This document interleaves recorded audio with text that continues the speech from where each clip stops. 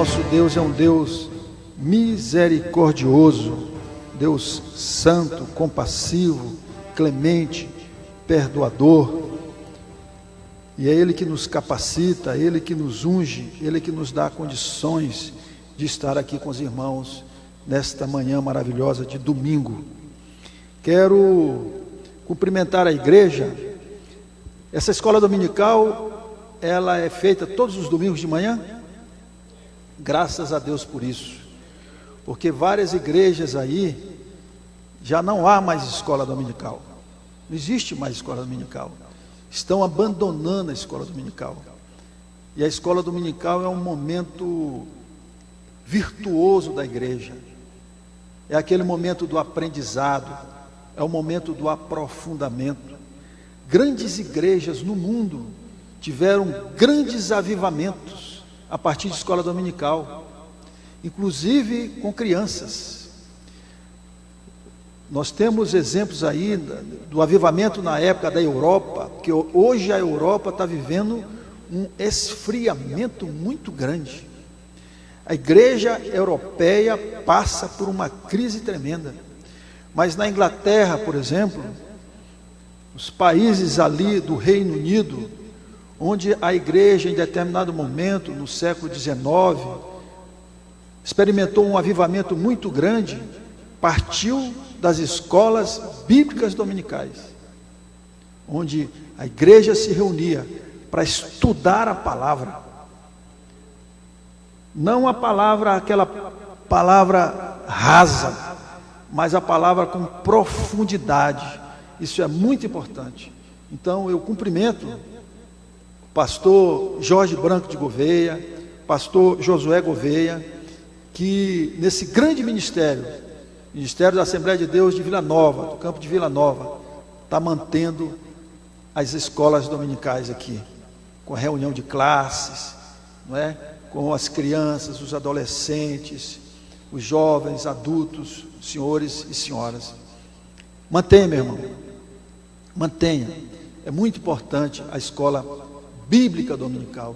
Graças a Deus pela escola bíblica dominical. E eu quero agradecer o convite que foi feito a mim, pela direção da igreja, pastor Jorge, pastor Josué, os demais irmãos. Eu recebi esse convite aqui e me ligaram várias vezes a irmã Marta e a irmã Vânia, que estão também fazendo palestras aí nas classes que foram subdivididas. Me acompanha o doutor Aristóteles Sakai de Freitas, que trabalha comigo já há alguns anos. Gostaria que ele ficasse de pé. Todos o conhecem, mas para aqueles que não conhecem, esse é o doutor Aristóteles. É esse japonês meio estranho. Ele fala que ele é japonês meio do Paraguai ali, de contrabando. Mas é ele que está aí, um homem de Deus. Na minha vida tem sido um intercessor, um amigo, companheiro, conselheiro de todas as horas. Eu louvo a Deus pela vida dele. Quero cumprimentar aqui o pastor Daniel Messac, meu amigo também, deputado estadual. Daniel, eu sempre ajudei ele nas campanhas, não me envergonho disso. Aliás, para mim é um motivo de satisfação, de alegria. Sempre o apoiei como vereador, como deputado, nos seus respectivos mandatos.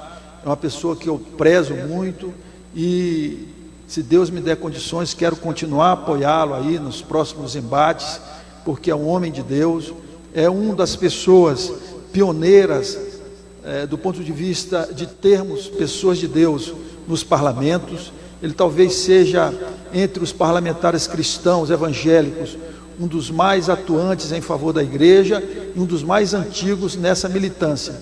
Então merece o nosso respeito, merece nosso apoio, que eu declaro aqui, apoio pessoal, como amigo e como irmão. E abraçando ele, quero abraçar a Líbana, sua esposa, que Deus abençoe. O embate na esfera política é um embate muito duro, muito difícil, né? Aliás, o mundo passa por grandes turbações e grandes dificuldades. Parece que as pessoas não têm mais assim, você não vê ninguém mais satisfeito. Aquela palavra de Timóteo ali, quando ele diz que no final dos tempos os homens serão obstinados, se trairão, serão pessoas sem amor, sem afeto pessoal, que não serão tementes a Deus, mais amigos dos prazeres do que amigos de Deus. Nós estamos vivendo esse momento, e é mais do que necessário, nesse momento, nós termos pessoas aí representando a igreja, que tem esse discernimento e possam defender as causas da igreja. Portanto, Deus abençoe, Deus te sustente, Daniel Messaque, todos aqueles que são representantes da igreja no campo da política. Eu estou aqui na qualidade de presidente da Agência Goiana de Execução Penal, que é a agência do Estado que cuida de todos os presos. Nós hoje estamos custodiando aí no Estado cerca de 14 mil presos. Então é nessa condição que eu estou aqui também, mas também estou aqui na condição de servo de Deus, como bem disse o pastor Jorge Branco, que não foi dele a palavra, foi de Deus quando ele me apresentou. Ele falou, acima de tudo, ele é um pastor, é um homem de Deus, é um servo do Senhor. Isso para mim vale mais do que qualquer coisa, está acima de qualquer mérito, servir a Deus. Eu inclusive estou me preparando para deixar tudo, quero deixar tudo para servir integralmente ao Senhor.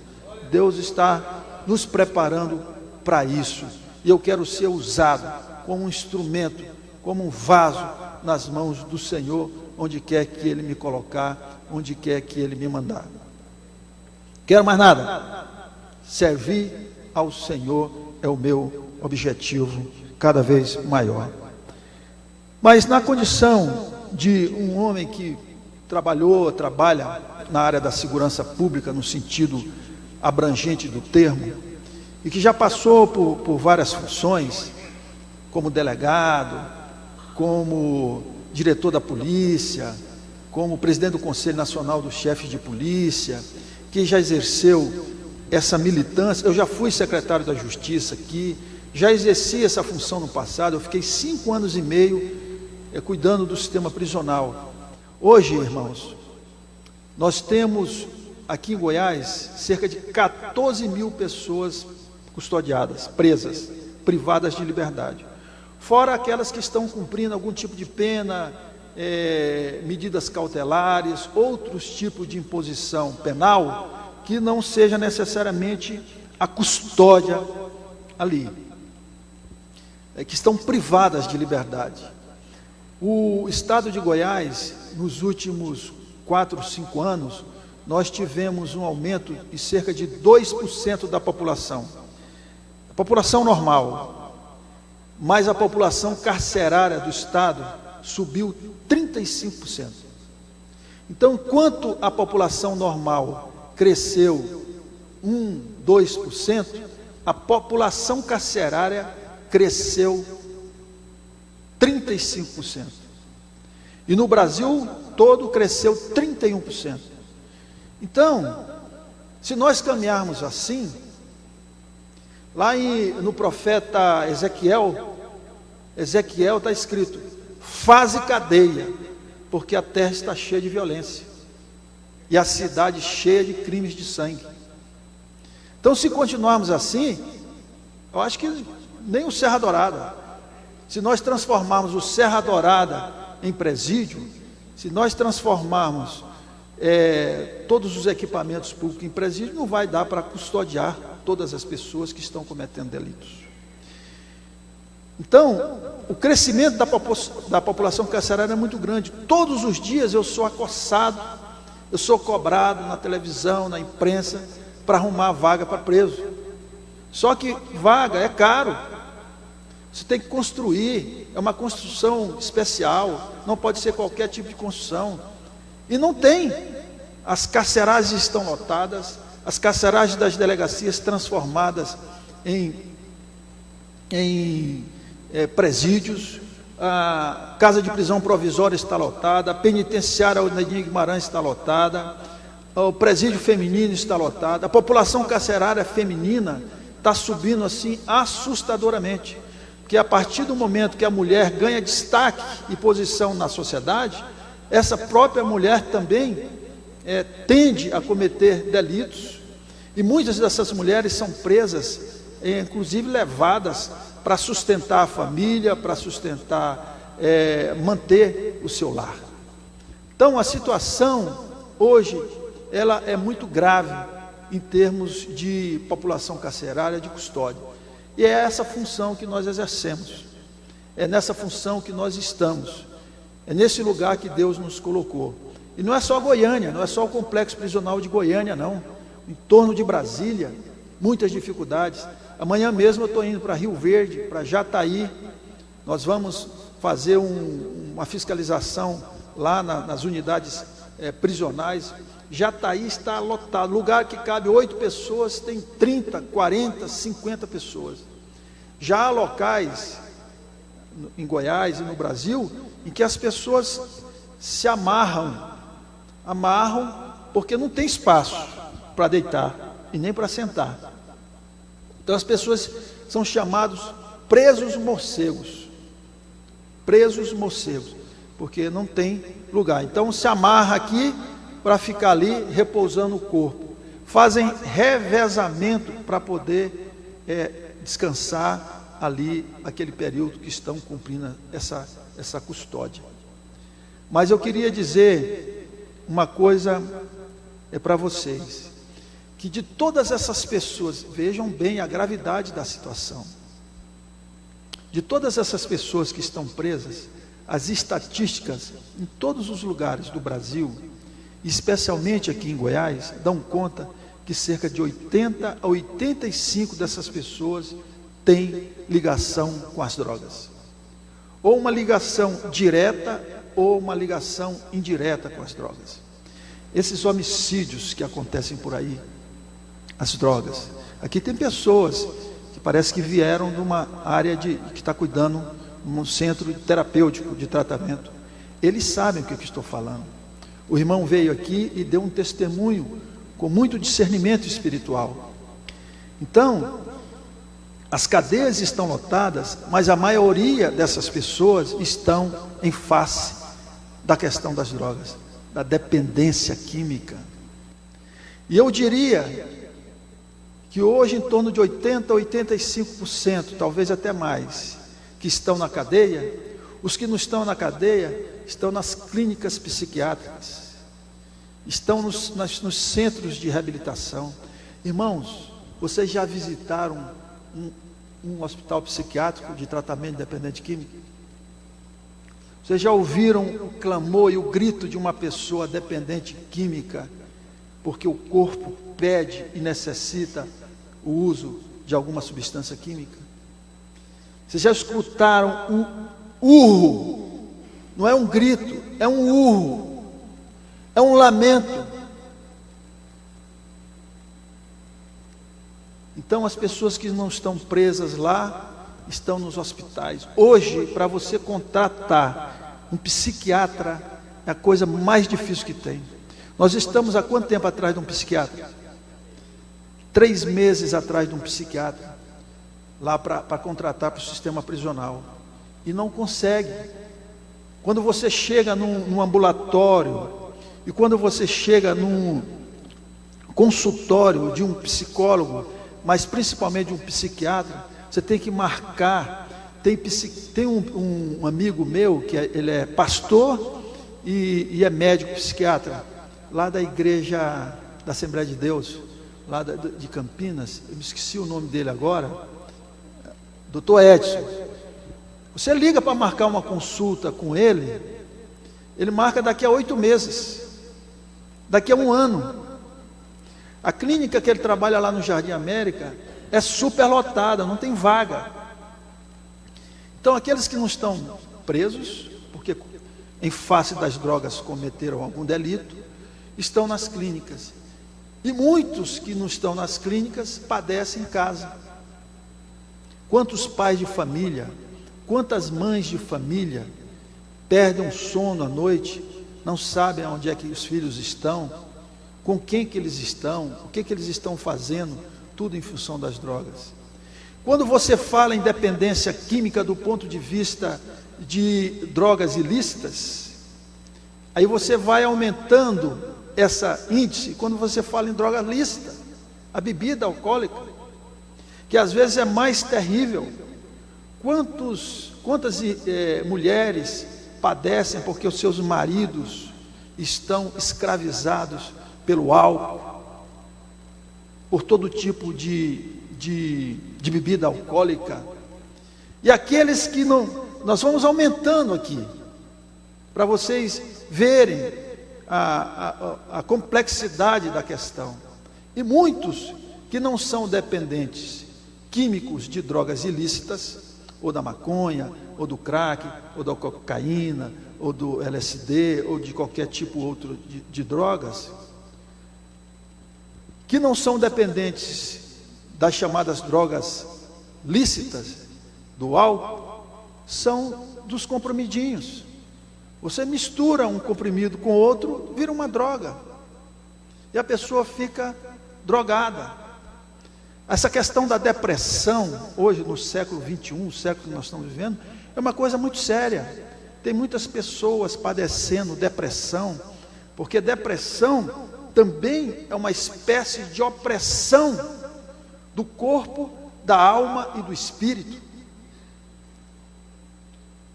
Nós estamos ali, naquele sistema prisional, onde todos esses problemas que nós estamos colocando aqui, deságua. Tudo deságua ali. Os índices de homicídio alcançando taxas enormes. Todas as estatísticas da delegacia de homicídio aqui de Goiânia e das delegacias de homicídio regionais espalhadas em Goiás dão conta que mais de 90% dos homicídios têm relação com as drogas. Não é isso, doutor Aristóteles? Mais de 90% tem uma vinculação com as drogas, ou vinculação direta, ou vinculação indireta. E aqui vem a interrogação: o que fazer? O que fazer? O Estado praticamente esgota todas as suas condições. Quando eu falo Estado, eu falo prefeitura, eu falo governo estadual, eu falo governo federal, eu falo toda a capacitação dos órgãos estatais. Tentam fazer uma coisa ali, tentam fazer outra ali. Nós, quando nós estávamos na Polícia Civil, nós lançamos esse programa Ser Livre. Depois eu queria que o Aristóteles falasse um pouquinho sobre ele, explicando aqui tecnicamente qual que é a estratégia. Todos os irmãos receberam esse folder. Está escrito Ser Livre. Nós lançamos lá, e quando nós fomos para a agência prisional, agora no final do ano passado, nós pedimos para o governador para levarmos esse programa conosco, e ele autorizou, e nós levamos para lá, remodelamos ele, estamos aplicando lá dentro do sistema prisional. Lá nós estamos trabalhando num programa chamado Justiça Terapêutica, com a Justiça, com o Poder Judiciário, e também com uma espécie de casa de recuperação que nós estamos fazendo lá dentro do próprio sistema prisional, replicando isso para todo o Estado. Mas a interrogação é essa, quer dizer, continua o avanço das drogas, continua o avanço da violência, e hoje nós chegamos à conclusão, e eu falo aqui de cátedra. Quando a gente fala de cátedra, significa que a gente está falando de cadeira, a gente está falando de conhecimento, a gente está falando de ver e ouvir gritos, lamentos, uivos, de todas as espécies de pessoas pedindo, por amor de Deus, socorro. Socorro por parte do Estado, socorro por parte de alguém, socorro por parte da igreja.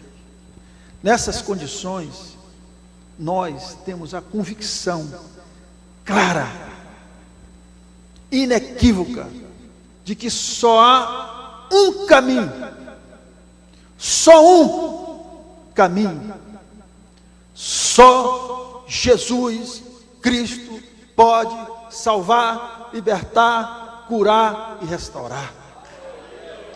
Só. E é por isso que a igreja do Senhor tem que estar atenta. A igreja do Senhor, a quem mais é dado, mais será cobrado. A igreja do Senhor, cujas portas do inferno jamais prevalecerão contra ela. A igreja do Senhor, a igreja do Senhor que tem a vocação, significa que tem a obrigação de se levantar neste momento, com o estandarte do Evangelho na mão, dizendo o seguinte: que o mundo acha que não tem jeito, que o mundo caminha para o caos, que a depressão está espalhada, que a violência se alastra, que a dependência química arrasta milhares e milhares e milhares de jovens. A maioria das pessoas que estão hoje no sistema prisional, às vezes quando eu vou lá, eu fico olhando, eu paro e vou olhando assim nas celas, nas cadeias, nesse estado imenso, e até em outros lugares que eu visito por aí. A maioria, meus irmãos, é entre 18 e 25 anos, 26 anos, pessoas muito jovens, vidas valorosas. A Bíblia diz que uma alma vale mais do que o mundo inteiro com toda a sua glória. Uma alma tem um valor incomensurável. Então a igreja tem neste momento a responsabilidade, a vocação dada por Deus de se levantar e levantar um grande trabalho em todos os lugares, como essa igreja tem feito, como várias igrejas têm feito, de estender a mão a esses necessitados. Não virar as costas, não ser omisso, não achar que não tem nada a ver com isso, mas levantar e dizer: olha, nós conhecemos um Deus que pode libertar a tua vida. Nós conhecemos um Deus que pode restaurar a tua vida. E é esse Deus que nós estamos aqui nesta manhã para falar sobre Ele. Esse programa, então, ele pretende o quê? Ele pretende treinar e capacitar pessoas da igreja. Por quê? Porque são obreiros. Aqui nós somos uma sociedade multifacetada. Nós temos aqui representantes de toda a sociedade. Aqui nós temos professores, aqui nós temos médicos, aqui nós temos engenheiro, aqui nós temos pessoas simples, mas nós temos líderes de associações de bairro, nós temos pessoas de todos os lugares. E essas pessoas vocacionadas, obreiras, elas podem ser treinadas e capacitadas para nós podermos levantar um grande exército, um exército de pessoas que têm a vocação de fazer, mas para fazer tem que ter o conhecimento. Às vezes tem muitas pessoas aí que são voluntárias, querem fazer, mas não têm o conhecimento necessário. Então nós estamos nos propondo a fazer uma parceria com a igreja para trazermos um curso de formação para que os obreiros tenham o conhecimento necessário para fazer esse enfrentamento, onde quer que seja, nos bairros, nas igrejas locais, etc., contra a questão das drogas. Eu vou ler aqui 2 textos da Bíblia antes de encerrar, passar para o doutor Aristóteles. Mas antes, eu queria também dar um dado para vocês. Se vocês visitassem uma cadeia, a questão de 20 anos atrás, você saía perguntando lá para as pessoas: qual a sua religião? Você ia encontrar raramente um evangélico. Estou falando de religião dos outros, de ninguém. Raramente. Qual a sua religião? Eu sou tal, sou isso, sou aquilo, sou aquilo. Raramente você encontrava um evangélico, ou um filho de evangélico, ou uma filha de evangélico. Façam isso hoje. Vocês vão assustar. Então o problema é nosso.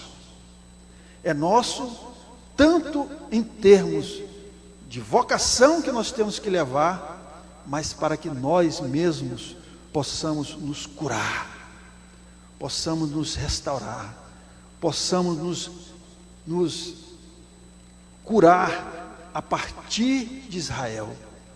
O Israel do Senhor. Primeiro Israel. Eu não me envergonho do Evangelho, porque o Evangelho é o poder de Deus para salvar. Primeiro do judeu, depois do grego, mas primeiro Israel. Então nós temos que ter a convicção que as nossas igrejas não podem fugir desse enfrentamento. Todos os lugares que eu vou aí, as igrejas que eu tenho visitado, que a gente chama para as pessoas orarem, aqueles que estão honestamente sendo incomodados pelo Espírito, vêm à frente, e a maioria está com problema de dependência química dentro de sua casa. Filhos, filhas, maridos, esposos, esposas, ou um amigo, ou um primo, ou um parente. Há uma estatística que diz que praticamente todas as famílias, quase todas as famílias, têm pelo menos um problema de dependência química. Então, uma situação muito grave, gravíssima, porque isso tem arrastado milhares e milhares de pessoas.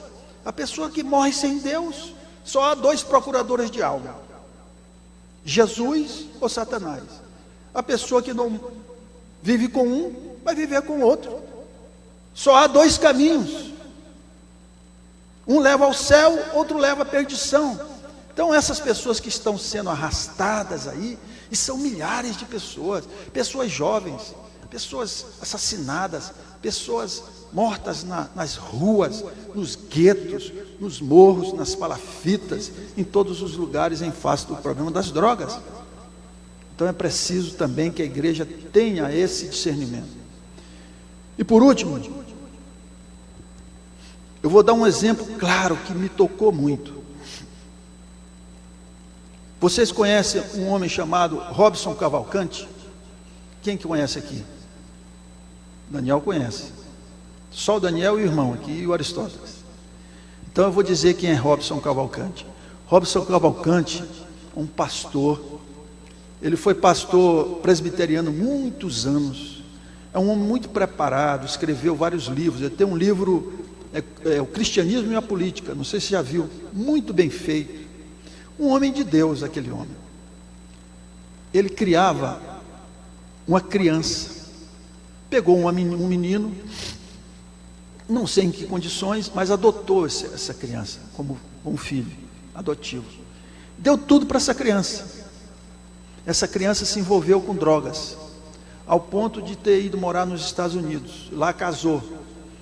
E esse jovem, já adulto, já jovem, parece que 20 e poucos anos, alguma coisa assim, ele teve um problema familiar, voltou para o Brasil. E agora, há cerca de uns 20 dias, mais ou menos, ele pediu dinheiro para o pai, para o bispo, Robson Cavalcante. Agora o bispo estava na igreja anglicana de Recife. E ele disse que não podia dar o dinheiro para ele buscar a esposa que ficou nos Estados Unidos. E esse menino era dependente químico de drogas. Estava usando drogas assim, pesadas mesmo. Esse menino avançou no pai, matou o pai e a mãe. Matou o bispo e a esposa do bispo. Os dois. A faca. Então, isso é um exemplo para nós, família, daqueles que estão padecendo por esse problema, com filhos, com filhas. Hoje, uma criança, uma jovem aí de 18, 19, 20 anos sai, passa a noite todinha na rua, chega no outro dia, ou de madrugada, ninguém sabe que tipo de convivência está. E o problema da dependência química está aqui, os meus irmãos, eles são testemunho disso. A pessoa quando entra, não é porque ela não quer sair, ela não dá conta de sair. É uma dependência de corpo, alma e espírito. Ela fica incrustada, parece que carrega a alma. A pessoa grita para sair e não consegue. Então que a igreja, eu não estou aqui trazendo má notícia não. Eu estou falando do que está acontecendo. mas eu estou trazendo uma boa nova: Jesus pode libertar, restaurar e salvar. Jesus levantou a sua igreja. A Bíblia diz que Jesus tem a igreja na palma da mão, e a nós compete levantarmos contra essa situação, nos unirmos a todas as experiências do Estado ou de organizações não governamentais para fazer esse enfrentamento. Primeiro Israel, primeiro a nossa casa, e depois toda a sociedade envolvida nisso. Abra sua Bíblia, eu já vou finalizar. Aqui no livro de João, capítulo 8, versículos 31 a 36. É o tema desse programa que nós constituímos. Nós estamos distribuindo isso aí no estado todo, nas igrejas principalmente, para a gente formar pessoas. Você pode preencher sua ficha de inscrição. Daniel vai estar nos ajudando, os irmãos vão estar dando os recursos, as condições, as pessoas que queiram nos ajudar. É uma coisa assim, da igreja mesmo, de Deus. Isso aqui não tem outro fim, outro propósito que não seja do Evangelho mesmo, de levar a salvação. E a gente treina as pessoas recebem um certificado, o treinamento é de graça, não cobramos nada, para as pessoas poderem se formar e terem condições de realizar as suas experiências em casa, saber o que é. Hoje um pai de família não sabe, porque ele nunca viu lá um crack. Às vezes o filho está usando, não sabe o sintoma, não sabe o que uma criança ali de 10 anos hoje já está envolvida com algum tipo de coisa. Então é preciso ter conhecimento, saber. Então todos aqueles que queiram saber como abordar, como fazer abordagem, como perceber, e se estiver acontecendo, o que fazer, que tipo de recursos buscar, que tipo de tratamento buscar, tudo isso nós vamos ministrar, estamos ministrando aí com muito amor, sem nenhum outro tipo de interesse para os irmãos da igreja. Inclusive esse programa, ele vai estar sendo, virando lei na Assembleia, para que o Estado também possa ter condição de instrumentalizar uma política mais consistente em relação a isso. Mas aqui em João capítulo 8, do versículo 31 a 36, diz o seguinte: disse, pois, Jesus aos judeus que haviam crido nele: se vós permanecerdes na minha palavra, sois verdadeiramente meus discípulos, e conhecereis a verdade, e a verdade vos libertará. Responderam-lhe: somos descendência de Abraão e jamais fomos escravos de alguém. Como dizes tu, sereis livres? Nós não precisamos, nós já somos livres, disseram eles. Replicou-lhe Jesus: em verdade vos digo, todo o que comete pecado é escravo do pecado. O escravo não fica sempre na casa, o filho sim, para sempre. Mas se, pois, o filho vos libertar, verdadeiramente sereis livres. Se o filho vos libertar, verdadeiramente sereis livres. Esse programa eu dei o nome a ele, porque eu perguntava para uma pessoa muito próxima a mim. Falei: o que você mais deseja na sua vida? Perguntei para essa pessoa: o que mais deseja na sua vida? Ela andava triste, acabrunhada, deprimida, oprimida. E eu perguntei.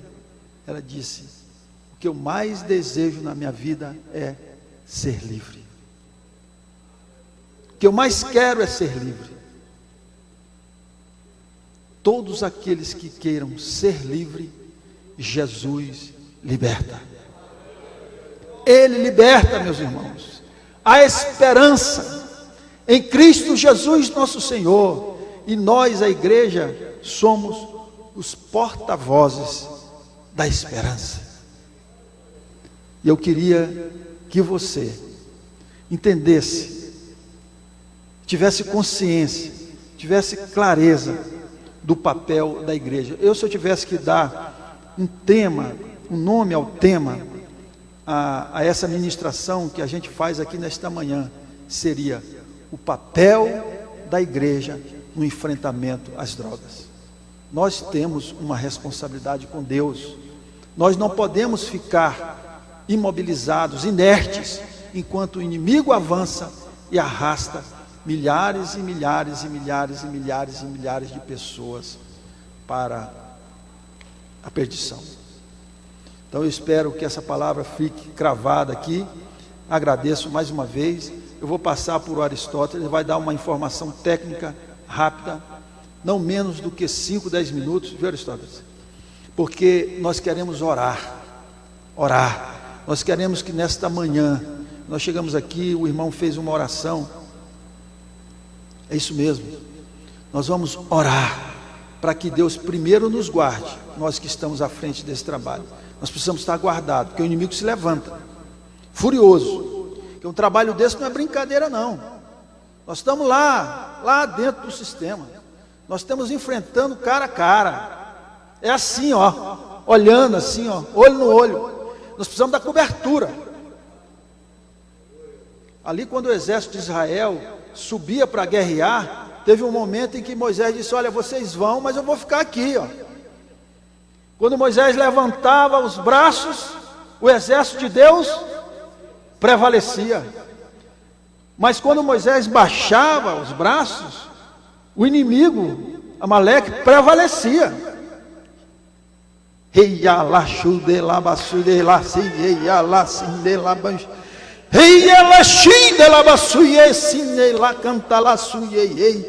Nós vamos orar agora, meus irmãos.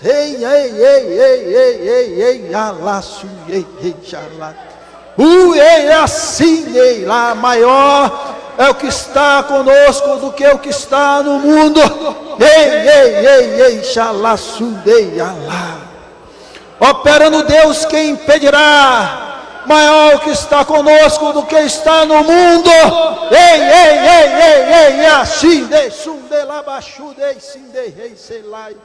Grande é o Senhor, ninguém é comparável a ti, ninguém é maior do que o Senhor.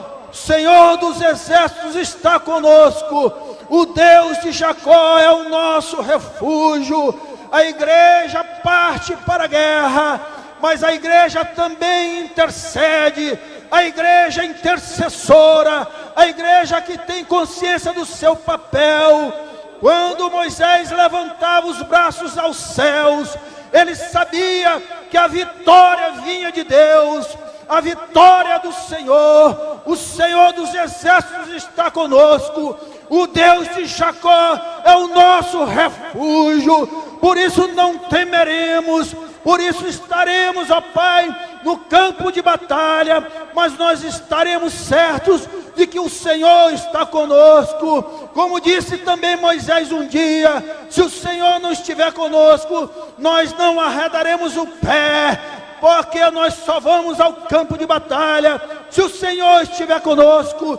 E Deus está conosco, Jeová está conosco, Ele pelejará por nós.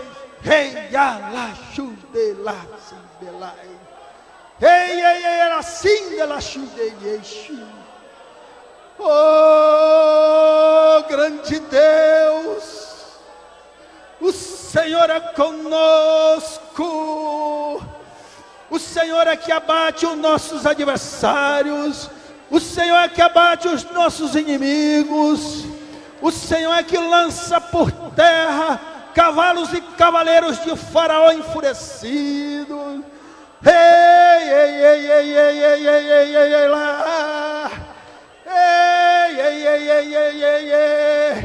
Uns confiam em carros, outros em cavalos, mas nós fazemos menção no nome do Senhor nosso Deus.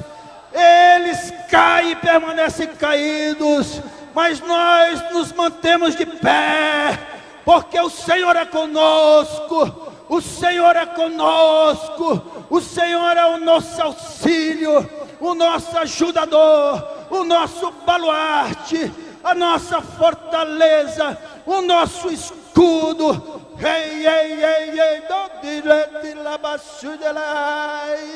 Ah, grande Deus, ó Senhor, conscientiza a tua igreja no papel de intercessora, meu Pai. Hoje nós precisamos cada vez mais desse ministério de intercessão, para que o Senhor possa sustentar os líderes, sustentar os pastores, sustentar os obreiros e as obreiras que estão no campo de batalha. Ei, alacho de labai. Grande é o Senhor, grande é o Senhor. A luta é grande, mas a vitória é muito maior. Em nome de Jesus, em o nome de Jesus. Glórias a Deus, graças a Deus.